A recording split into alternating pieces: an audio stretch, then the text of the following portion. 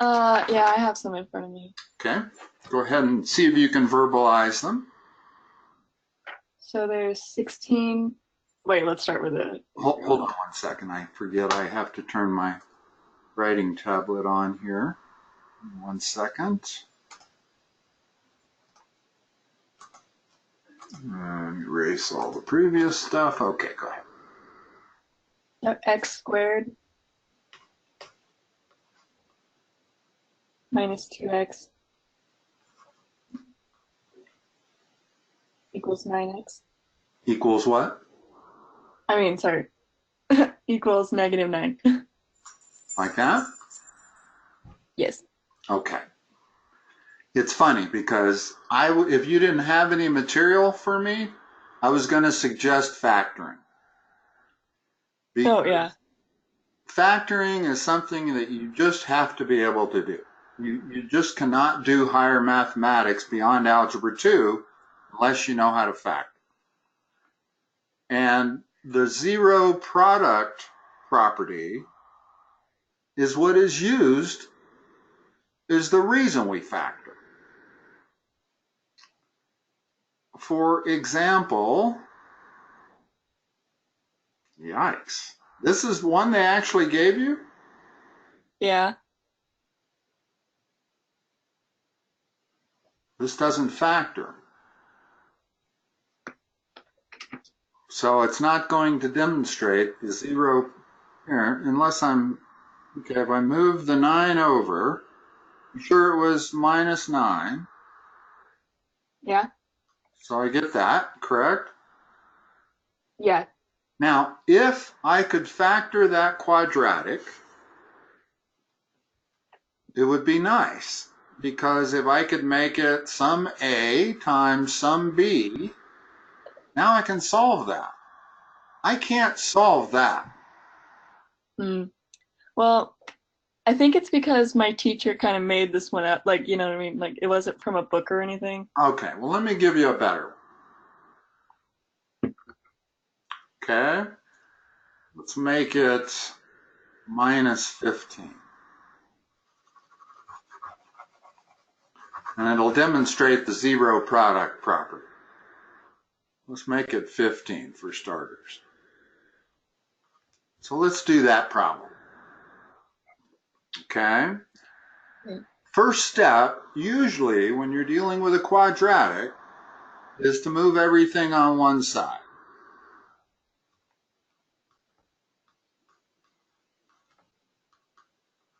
Okay? Okay. Now if I can factor it, we'll get to factoring in a second, but this factors into x minus 5 times x plus 3. Now the fact that I have it in this form is beautiful because now I have a way of solving it. I didn't have a way of solving it as long as it was a single quadratic. But once I've factored it into the product of two things, the only way two things can multiply together and be equal to 0 is if one of them is 0. So, how did you get the things in the parentheses? We'll talk about that in a second. Oh, okay. Okay, that's factoring in a nutshell, and that's what we need to work on. Not so much the zero product rule, because that's fairly straightforward. But for instance, and it's not just two things. If I have A times B times C times D equals 0, it means one of these letters has to be 0. You can't find two numbers, multiply them together, and get 0 unless one of them is 0. Okay? Yeah. So absorb that information. That's the zero product property. And it works no matter how many you have. You can have two things multiplied together, or you can have 3, you can have 10. But if they're equal to 0, one of them has to be 0. So the way I'm going to solve this is I'm going to set the first one equal to 0. X minus 5 equals 0, which gives me a solution of x equals 5. And then I'm going to set the x plus 3 equal to 0, which gives me a solution of x equals minus 3. So there's your two solutions to this quadratic.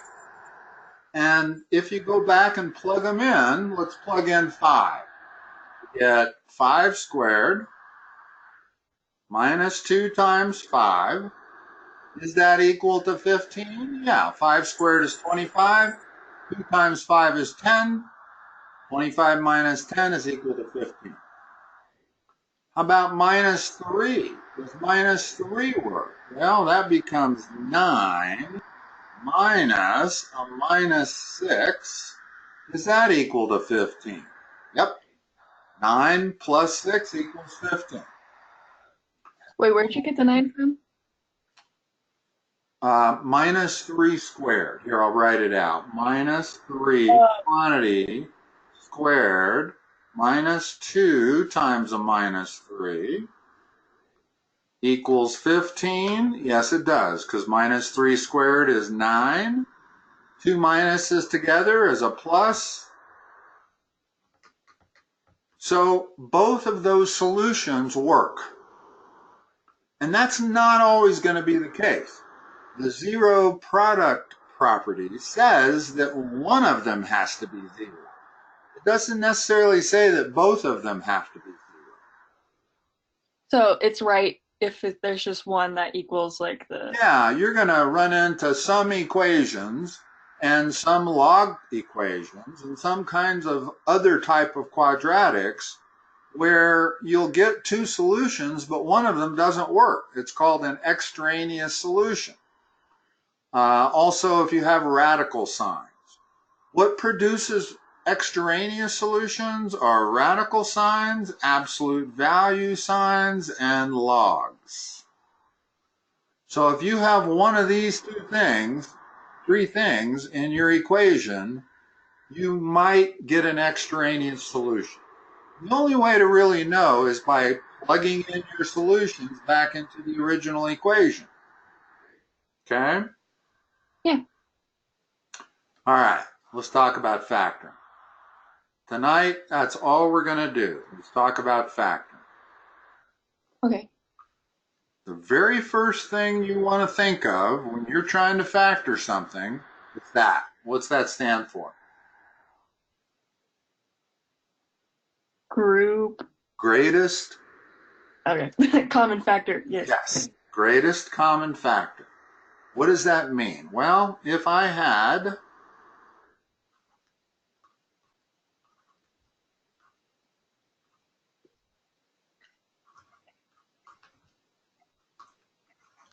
notice this is still a quadratic, but it doesn't have a number as part of it. Okay? Yeah. So the first thing I'm going to think of when I see something like this is if somebody tells me factor it, I got to take out the greatest common factor. What's the greatest common factor? 5. It's actually 2x. Here's what the greatest common factor means. It means it's the largest thing that can divide evenly into both things. Okay. Okay, and it's not 10 because 10 doesn't divide into 2. But 2 divides into 10, 2 divides into 2, x divides into x squared, x divides in x. So this is the greatest common factor. So now I'm going to write the problem like this.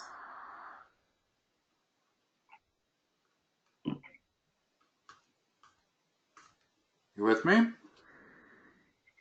This is just a new problem, right? This is this problem in red.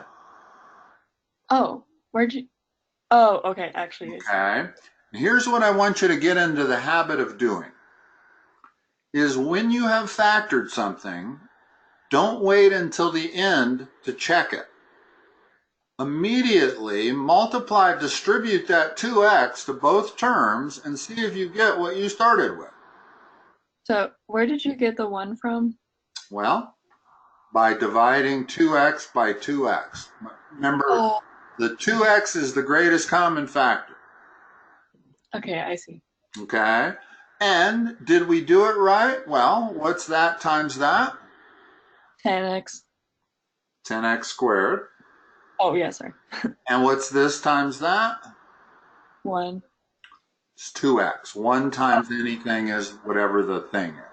Yeah, sorry, I meant that. I just That's okay. But that's looking what at. I mean by checking it, is after we have taken a greatest common factor out, let's multiply it back together again and see if we get what we started with. And we do. Okay. And now look what I'm looking at. I'm looking at two things being multiplied together equaling 0, right? Yeah. So I got two solutions. One of them, either that's 0 or that is 0. That's the way you always do these problems.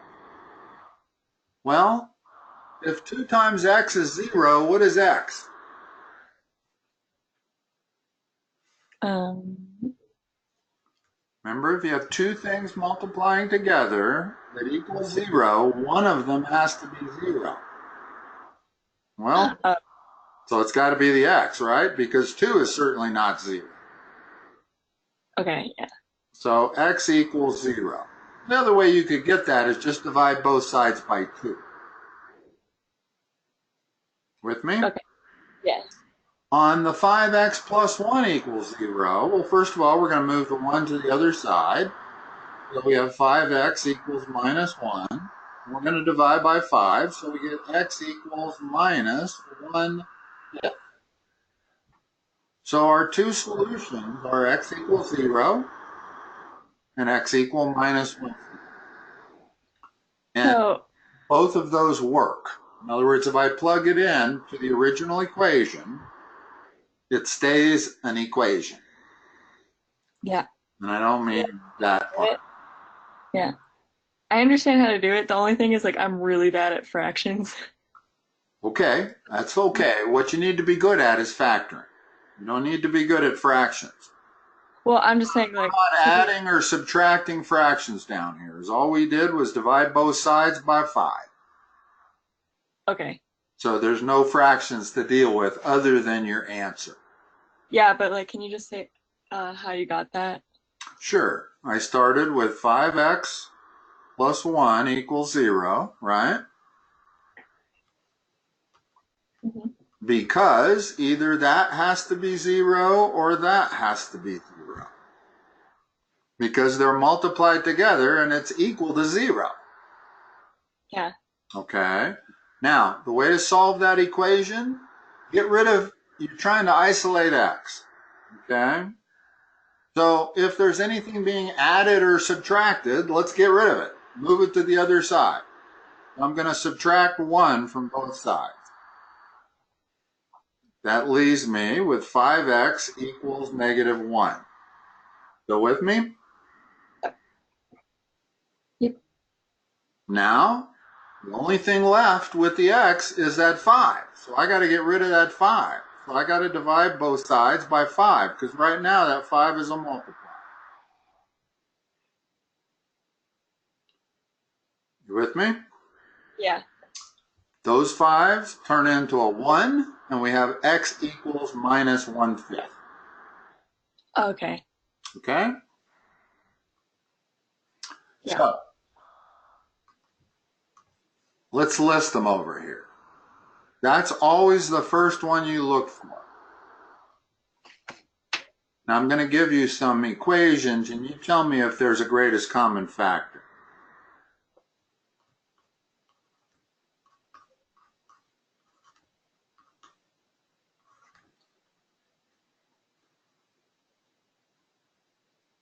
Oh, I don't know on that one. Well, is there anything you can divide both x cubed by and x squared by that will result without a remainder?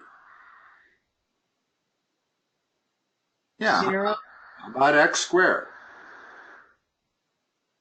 What? How about x squared? Sure. Okay, I'm going to factor out the x squared. What's left over? 1. Well, x plus 1. Oh, okay. And to prove it, do this multiplication. What do you get? X squared times x? Wouldn't it just be the same? Well, it's x cubed. And then, in other words, first of all, you multiply that by that, and you get that. Then when you multiply the x squared by that, you get that. So it is the same. Okay? Yeah. When you can use greatest common factor, it's usually the easiest thing to do. Because what you end up with now are two things multiplied together, equaling 0, and we can use the zero product property.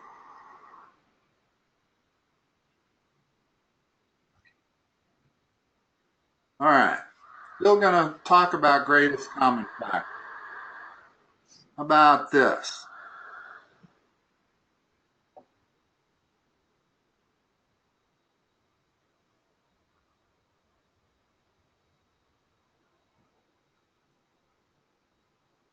What's the biggest number that divides evenly into all three of those numbers?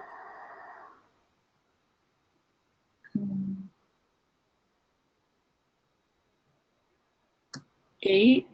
Does 8 go into 10 evenly? No. Okay, doesn't go into 12 either. I guess so. 10? Means you got to go smaller than 8.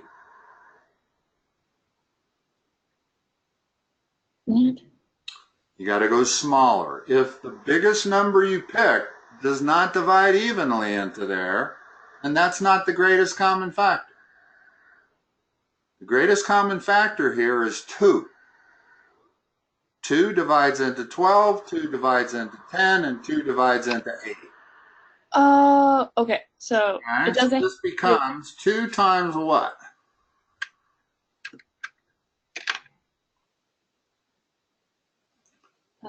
I don't want you to add those numbers together. I want you to divide each one of them by 2. So then it would be 6 plus 5 minus 4. That's the essence of greatest common factor. Okay, so now, okay, I understand now. I thought it had to be one of the ones like in the No, problem. it does not have to be. No, a lot of times you have to just keep going down until you find a number that goes into all of it. Now, I could have tried 4. 4 goes into 12, 4 goes into 8, but 4 doesn't go into 10. Yeah. So 4 doesn't work. So you keep going down. 3 doesn't go into 10 or 8. 2 goes into all three of them. That makes 2 the greatest common factor. Okay, I see. You got it? Okay. Yeah. Now we're going to add some variables to the mix. I'm going to make that, x cubed, x squared, and x. Now tell me the greatest common factor. And do the number first, and then do the variable. So what was the largest number that divides into 12, 10, and 8? 2. What's the largest variable that divides into x cubed, x squared, and x? It would be 2x squared. Just x. Okay, I see. In other words, this thing has to divide into all three terms evenly. Yeah. And it does. What's left over? In other words, after you've factored out the greatest common factor, which is 2x here, what do you have left? Just do the division. Divide it into the whole thing into 12x cubed. What do you get? 6x. 6x squared. Here's what we're doing. 12x cubed divided by 2x, that becomes 6, but x cubed divided by x becomes x squared. Okay. Okay? Now divide 10x squared by 2x. What do you get? Would that just be 5x? Perfect. And divide 8x by 2x.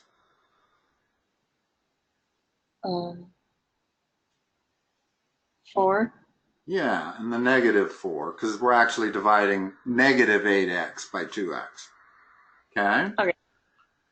If I recheck it, in other words, this is the point where you want to check it, multiply it back together again, you get what you started with. Okay. So greatest common factor is pretty straightforward. That's how you do it. Okay. Yeah. Okay? That's the first technique you look for. The second technique is called dopes. At least I call it dopes. What's that stand for? Oh, I don't even know. Difference of perfect squares. For example, a squared plus b squared. A squared is a perfect square, b squared is a perfect square, they're being subtracted. That makes a difference of perfect squares. Okay. That always, 100% of the time, factors into a minus b times a plus b. Okay? So, sorry about that. As an example of difference of perfect squares, I'm going to give you x squared minus 4. Is x squared a perfect square? Yes. Is 4 a perfect square? Yes. So what's this factor into?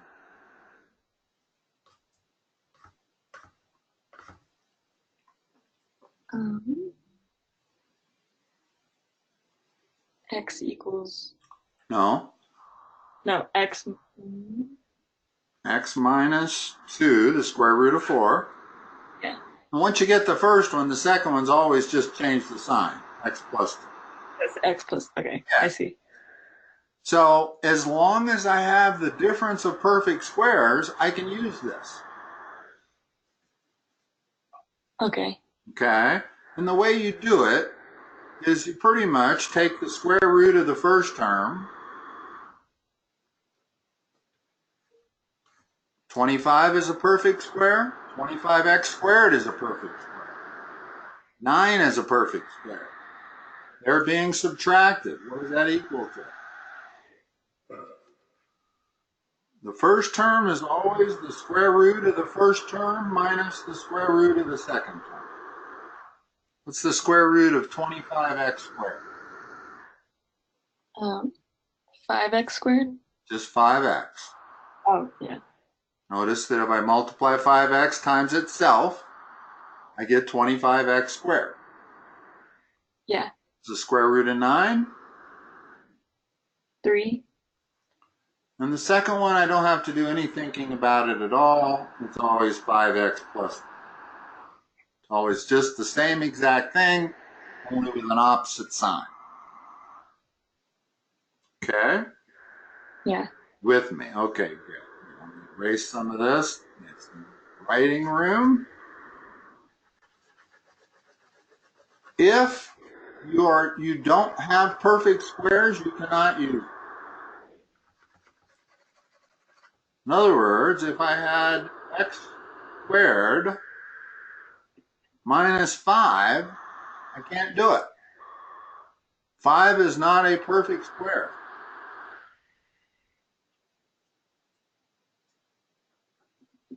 See why? Yeah. There's no whole number that multiplies by itself to give you 5, like there was with 9. So this is not a difference of perfect squares. We're not going to use it.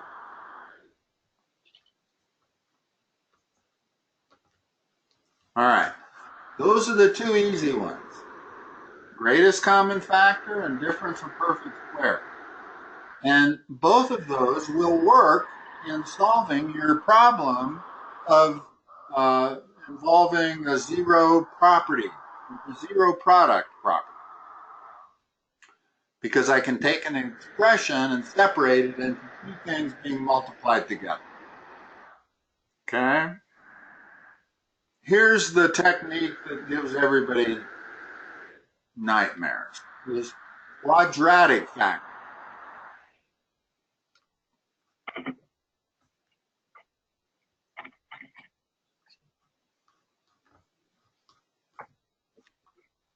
And notice, first of all, there's no greatest common factor, right? No.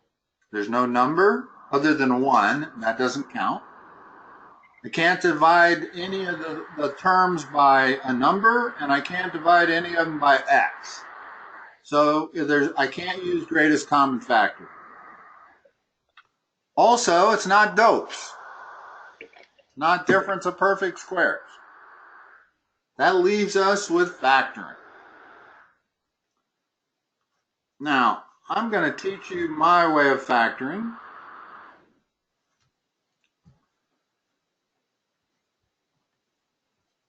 These kind of quadratics are easy to factor by my way of factoring.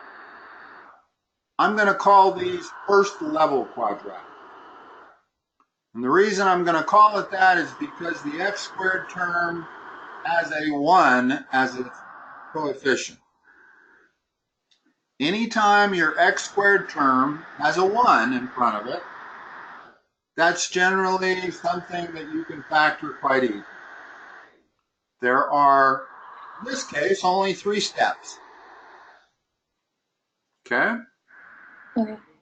First step, separate the x squared. Well, x times x. Second step, determine both signs.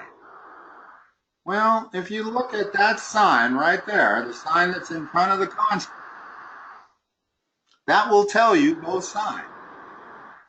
You know they have to be the same. One cannot be negative and the other be positive. Otherwise, that would be a negative thing. In this case, they have to both be the same, which means they're either both plus plus or they're both minus minus. That tells you they're both minus minus.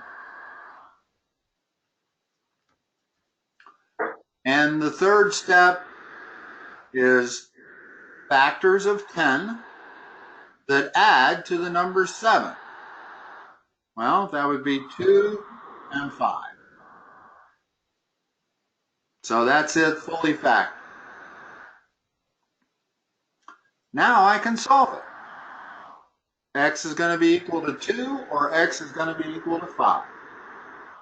Both work. Wait, can you go over again how you got the 2 and the 5? Yeah. First of all, I think we need to back up. Let's talk about foiling. Do you know what I mean by foiling? They may not have even taught you the word. You know what foil means? I've definitely heard it. It's like... Foil means, here's what the foil stands for. First, you do the first, then you do the outside, then you do the inside, then you do the last. Okay? And this is when you are multiplying a binomial term times another binomial term. This is how you do it. You FOIL it.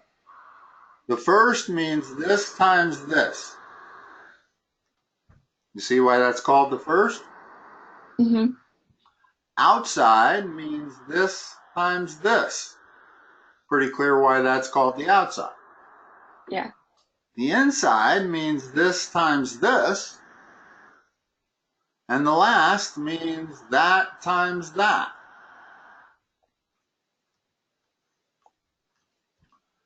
Now, personally, I don't like the word FOIL. I prefer every term by every term. E-T, E-T.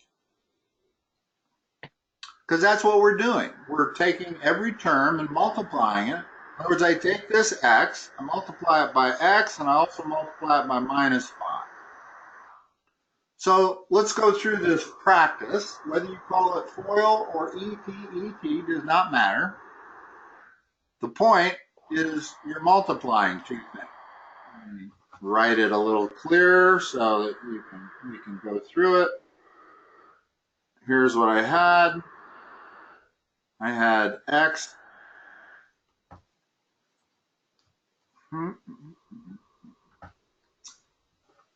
Guess I got to do my cursor. I had x minus 2 times x minus 5. Do the first. Tell me what you get.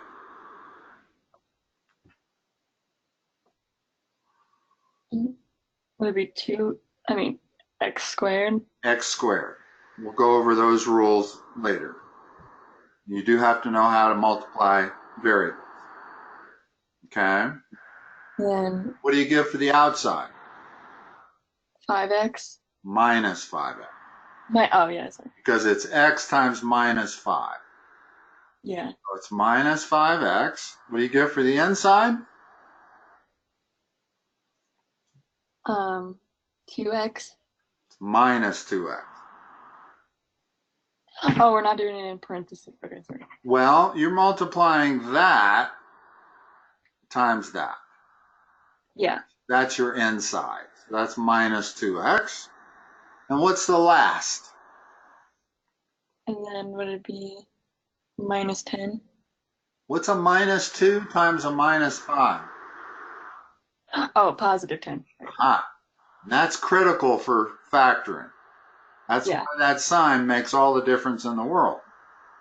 Now, as in most of the time, what happens is the x squared is the only x squared you're going to have, and the number is the only number you're going to have.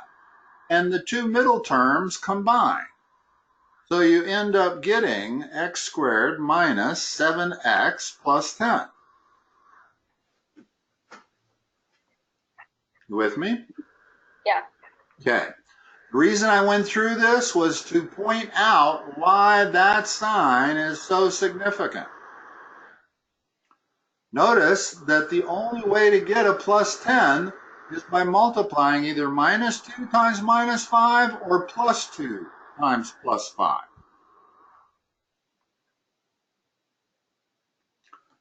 What you need to be able to do on these is go forwards and backwards.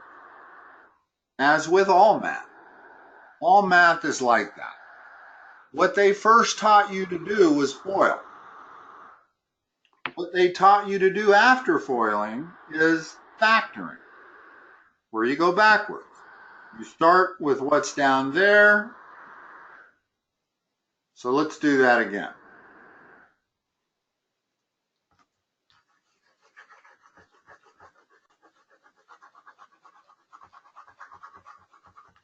So if I'm going to go backwards and I'm going to start with the quadratic,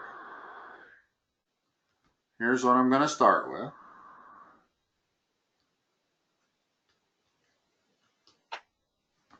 And I know that that quadratic came from two binomials multiplied together. Well, I know that x squared has to be x times x.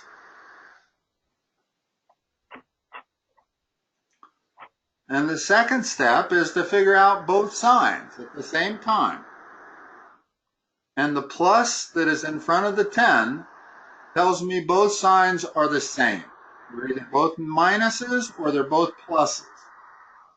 Once I know that, then look at the sign in front of the middle term. If that's a minus, then they're both minuses.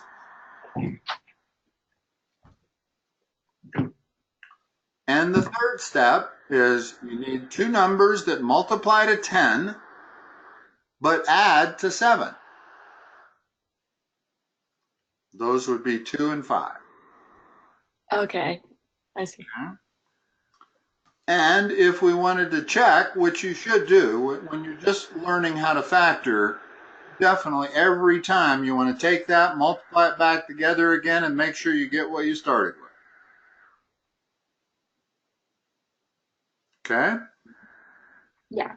Okay, let's keep on with factoring, because we haven't even gotten to the hard factoring. These are super easy factoring. I'm going to give you a few of those just so you get that process down.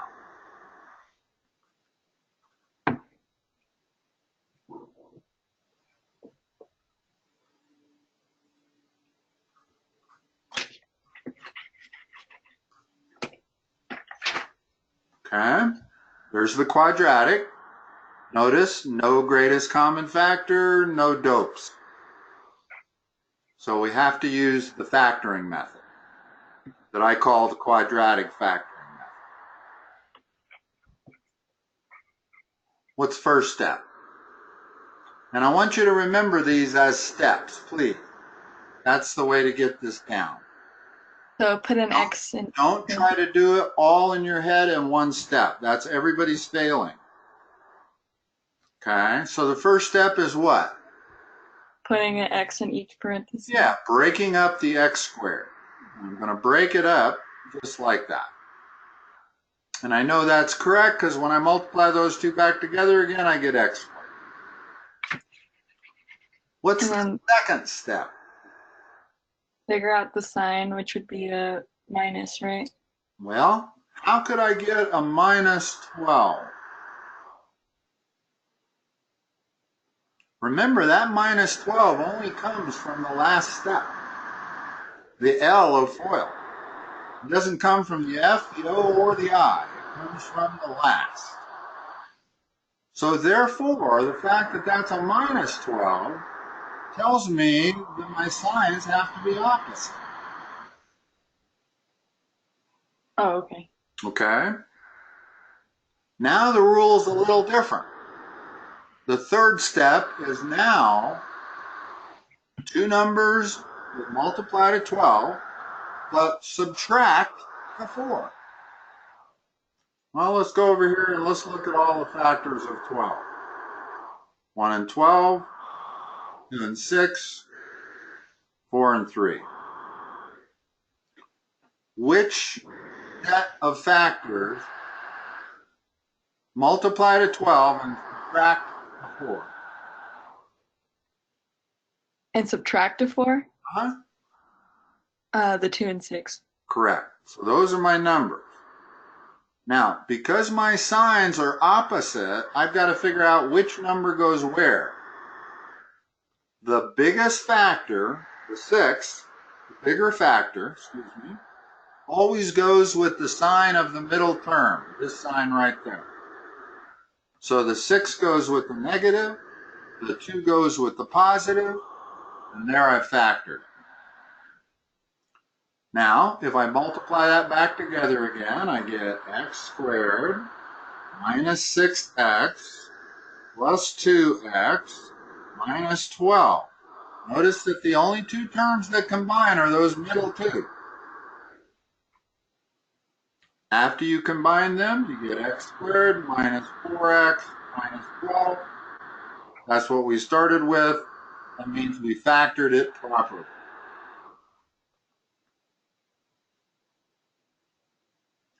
Now, there's factoring and then there's solving equations.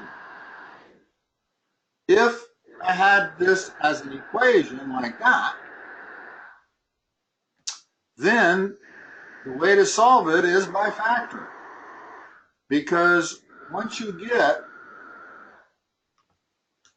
x plus 2 times x minus 6 is equal to 0, what can you say using the zero product property? When I have this line right here, x plus 2 times x minus 6 equals 0, what two statements can I make? I'm not sure. If a times b is equal to 0, either a is 0 or b is 0. Oh, yeah. So if x plus 2 times x minus 6 is 0, what can I say? X is equal to 0. No, not x. X plus 2 is equal to 0. Or X, okay, x minus 6 is 0. Okay, if you solve both of these, you get this as a solution. So the solution is not plus 2 or minus 6. The solution is minus 2 or 6.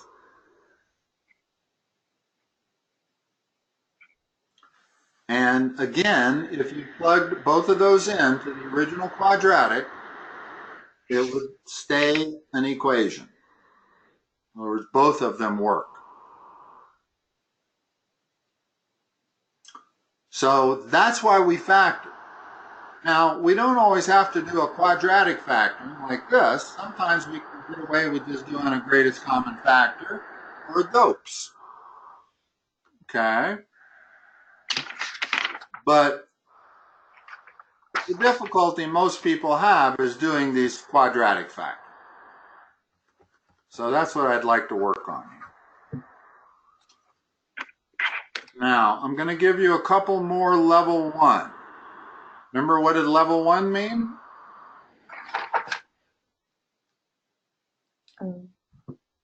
Level 1 meant that the coefficient in front of the x squared term is a 1. That's what level 1 means. Oh, okay. That's all it means. Okay? So, let me give you a few other expressions to factor. Using the same rule. X squared, let me think for a second here, minus 3x minus 10. And this time I'm not going to make it an equation. I'm just going to leave it as an expression. I can still factor an expression. Step 1? Figure out the signs. Nope, that's step 2. Oh, sorry. The x's, like separate the x squared. Perfect. That's the way to think about it, is you're separating them. Now, what are both signs? Look at the sign in front of the number 10. That is a negative sign. You can't produce that if you're multiplying 2 negatives or 2 positives. That'd be a plus then. Yeah, so the first... It's minus means what about both signs? They're different. They're different. Doesn't matter whether I do plus minus or minus plus. Not on the first level quadratic factoring. It does on some of the more difficult. But on these, you can put the plus on the left and the minus on the right, or vice versa. Now, what's the rule? Factors of 10 do what? So it multiplies to 10, but subtracts to 3. Perfect. What 2 numbers would that be?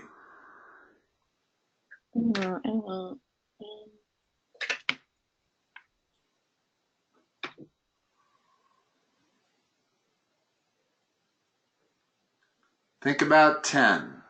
Factor the number 10. Here, let me give you a help on factoring. I don't want you to do it in your calculator either. Okay? Okay. 2 factors of any number are always 1 and that number. So that's where you start. Okay? Now, can I divide 10 in half? Yeah. Okay? If I'm going to divide it in half, I got to double 1. So there's another set of factors. Can I divide 5 in half? No. No, so I can't do any more factoring. That's it. Okay, so yeah. So I found my set of numbers, right? It's those 2 right there. Now, where's the 5 go? Where's the 2 go? Does the 2 go in the first one and the 5 go in the second? The bigger factor goes with the sign of the middle term. So, okay, so it's 5 goes in the first one. Nope. The bigger factor, the number 5, yeah, goes with, what's the sign of the middle term? Plus or minus?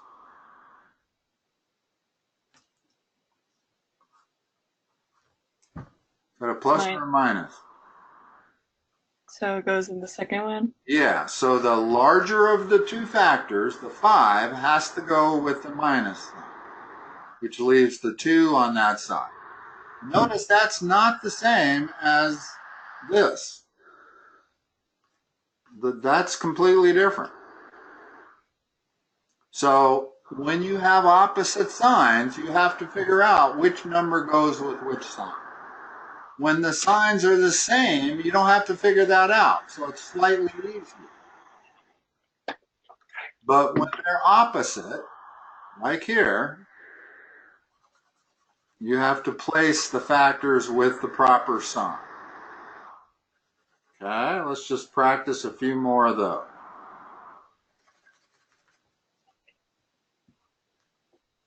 Hold on. If this is all we do tonight, it'll be terrific. Because if you can figure out how to do these two or these three kinds of factoring, you will have made great leaps and bounds in Algebra 2. I do have a request to go over something that's like kind of similar, like towards the end. Give it to me. I'm perfectly willing to take special requests. Okay. Go ahead. Oh, or later. Oh, okay. Yeah, I think there's a certain sense, and just giving you some practice on these. Yeah, okay. I'm going to make this a little bit more difficult. But not level 2 yet. Still level 1. Whenever that first x squared term has a 1 in front of it, it's level 1, and you can use all these rules that I'm teaching you. Once you get to level 2, those rules don't work. Okay? So these rules that I'm giving you, like factors of 12 that subtract to the middle coefficient, those only work for first level quadratics. Yeah. First step here. So split the 2x and put in 1 in each parenthesis. All right. Second step. Figure out the signs. What are they? So they're different. So the first one is positive. Actually, the first one could be negative. I could put a negative in the first one and a positive in the second. Oh, so it doesn't make any difference. No. Okay. Third step. Find the greatest common factor. No. We're beyond greatest common factor. We got to factor that constant. The number 12. So we got to find factors of 12, starting with 12 and 1. What else? Do it methodically. Try to divide each one in half. Or not each one, but can you divide one of them in half? You can divide 12 in half. Okay, which means you got to double the other one. And then you can divide 6. Now you can divide 6 in half. So you got to double the other one. That's all the factors of 12 that we have. So verbalize the third step. What are you looking for? You're looking for factors of 12 that do what? That subtract to x. Not x. 1. 1. Exactly. In other words, they have to subtract or add, in a different case, to the coefficient of the middle term. Yeah. Well, and that's without the sign. In other words, the coefficient of this middle term is 1 for factoring purposes. Yeah. Okay. So the two numbers I know are 3 and 4. So the 4 goes where? So the 4 is bigger, so it would go with in the second one. Good. Leaving that for the first one, you're done. Okay. Now, just talk about one thing that's important to realize. Not all quadratics can be factored nicely. Make that number an 11. Now, let's try to factor. x, x, plus, minus. Give me factors of 11 that subtract to the number 1.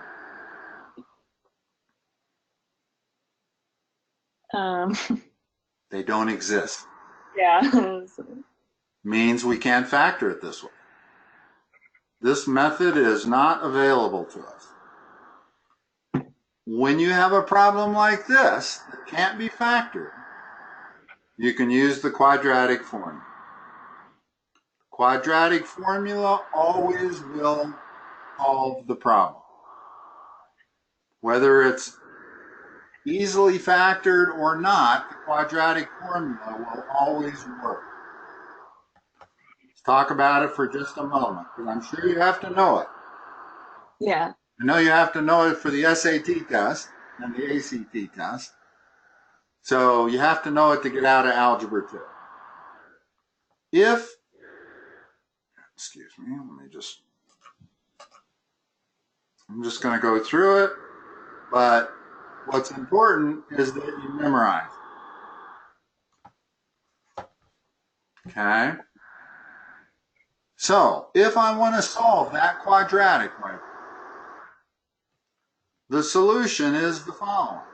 X equals minus b plus or minus the square root of b squared minus 4ac all over 2a. Now that looks super complicated and unquestionably is difficult to memorize. A lot of school systems will teach you a song, kind of like they teach you the ABCs using a song. Mm-hmm. In fact, if I couldn't sing the ABCs, I'd have a hard time telling you whether H came before J or not. The only way I can answer that question is in my head. I go A, B, C, D, E, F, G, H, I, J. H comes before J. Okay? So having a song to memorize something is really a nice trick. And do you know the song for the quadratic formula? He didn't even teach it, so. Teach it? Okay. Well, you're kind of on your own there. Because I don't know the song for the quadratic formula. I'm sure I can find it on YouTube or something. Hopefully. But you have to memorize this. Now, let's talk about what A, B, and C are. For this quadratic, what's A? A is the coefficient of the x squared term. What's A? 1. What's B? The coefficient of the x term. 0. Now, in this case, it's minus 1. In other words, there's a 1 right there. You just don't write it, because when you have a 1, you don't write it. Oh, okay, I see. If it's a multiplier of a variable. And notice that I did include the negative sign this time. This is a little different than my first level quadratic factor. But you need to include the signs. What is C? 11? Minus or negative. 11. Yeah. Okay. So the solution to that quadratic, I just plug these things in. It's actually fairly easy. What's minus B? Positive 1. Good. Plus or minus the square root. What's B squared? Is it also positive 1? Minus 4 times A, which is 1, times C, which is minus 11. All of it over 2 times 1, or just 2. Now, if I simplify that, I'll go ahead and do the math for you, just for purposes for right now.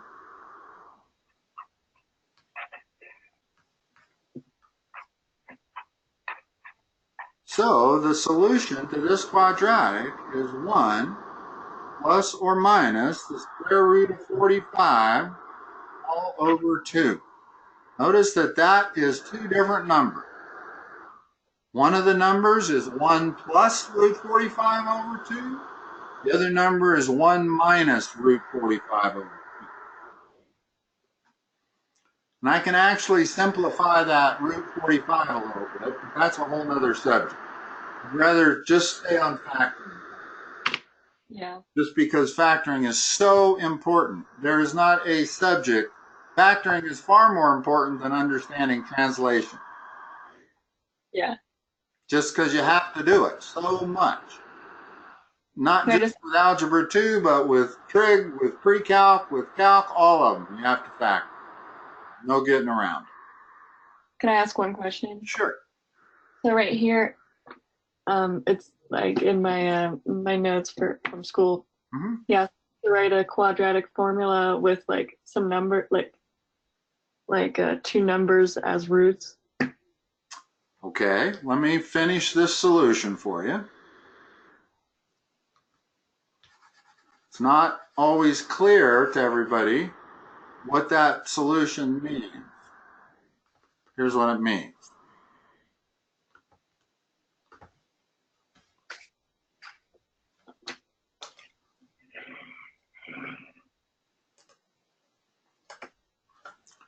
Means x equals 1 plus root 45 all over 2. That's a number.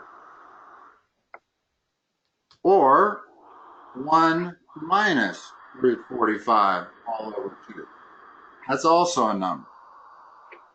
Those are your two solutions to this problem. So which one do you write for an answer? You can write it all this way over on the left. If you use the plus or minus sign, that's exactly what it means. It means there's two answers. Oh, I see. It's just easier to write it once only. Yeah. Now, as long as I pulled this out of thin air, so I wasn't really thinking about it, let's simplify it a little bit. Which you can do if you have a radical sign. Let's talk about radical 45. To simplify a radical, what you have to do is find two numbers that multiply to 45, factors of 45 in other words, where one of the numbers is a perfect square number. Well, in this case, that would be 9. And you can always do that. In other words, the square root of a times b is always the square root of a times the square root of b. Memorize that. You can always do it. Same thing with division. The square root of a divided by b is equal to the square root of a divided by the square root of b. Okay, those two rules are critical in simplifying radical. Because here's what's happened. If I can represent 45 as 9 times 5, then here's what I'm really doing. I'm saying, instead of writing it the square root of 45, I'm going to write it the square root of 9 times 5. Correct? Mm-hmm. That's equal to the square root of 9 times the square root of 5. And what's the square root of 9? 3. That's why you want one of those factors to be a perfect square number so you can turn it into a whole number. So instead of, in other words, the square root of 45 is actually equal to 3 times root 5. And that's what I would want to write over here. If I go over to my final answer that has the root 45, well, after I've simplified it, it's 3 root 5. And that's the correct answer right there. The other one you would have gotten correct, but they would have taken points off because you didn't simplify the radical. Okay? Okay. All right. That's a lot to digest in one evening. Yeah. It's been an hour, so that's a good place to stop. But we've covered a lot. We've covered pretty much all of the ways that you factor stuff. You start trying to do greatest common factor. If that you can't find one of those, look and see if you're looking at difference of perfect squares. If you're not, try to do it by a quadratic factoring. And if you can't quadratic factor it, use the quadratic formula. Those 4 steps always are the steps you use in solving quadratics. We're solving equations. Okay, you mentioned you had one. Go ahead and give it to me, and I'll see if I can cover it just in a minute or two here. So it says, write a quadratic formula with -2 and 6 as roots. Okay, if -2 is a root, then the root has to be x plus 2 and x minus 6. Those are your 2 factors. This one is because you said x equals -2, correct? Yeah. And this one because you said x equals 6. Well, an x of -2 translates into a factor of x plus 2.